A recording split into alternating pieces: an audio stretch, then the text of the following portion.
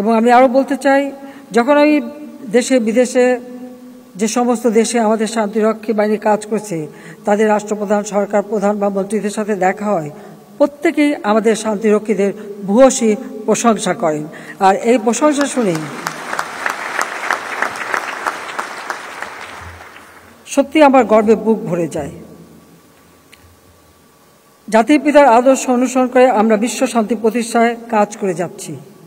শান্তিরক্ষা mission ছাড়াও অন্যান্য আন্তর্জাতিক ফোরামগুলোতে আমরা সক্রিয়ভাবে অংশগ্রহণ ও অবদান রাখছি। আমরা 1997 সালে জাতিসংঘে কালচার অফ পিস অর্থাৎ শান্তির সংস্কৃতি এই প্রস্তাব আমি উপস্থাপন করি, যা 1999 সালে সর্বসম্মতিক্রমে গৃহীত হয়েছিল। সেই থেকে প্রতি বছর জাতিসংঘে বাংলাদেশের flagship resolution culture of peace সর্বসম্মতিক্রমে গৃহীত হয়ে আসছে। পরবর্তীতে জাতিসংঘ 2000 সালকে international year of culture of peace হিসেবে ঘোষণা করে। বরাবর নয়, এবছরও জাতিসংঘ সাধারণ পরিষদে বাংলাদেশ কর্তৃক উত্থাপিত কালচার অফ পিস শান্তির সংস্কৃতি প্রস্তাবটি সর্বসম্মতিক্রমে গৃহীত হয়েছে, যার মাধ্যমে শান্তি সংস্কৃতি প্রস্তাবের 25তম বর্ষ উদযাপিত হতে যাচ্ছে।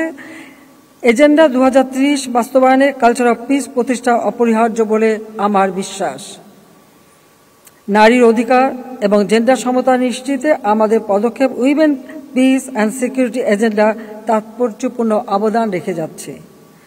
বাংলাদেশ বর্তমানে অন্যতম বৃহৎ নারী শান্তিরক্ষী প্রেরণকারী দেশ হিসেবেও পরিচিতি লাভ করছে।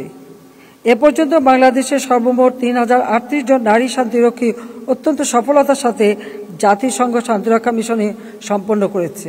তবে একটু বলে চাই, এখন সবথেকে বেশি দাবি আসছে নারী শান্তিরক্ষীদের প্রেরণ করবার, এবং জাতিসংঘের সেক্রেটারি জেনারেল নিজেই আমাকে এটা বলেছেন যে আমরা যেন আরও বেশি করে নারী শান্তিরক্ষী প্রেরণ করি।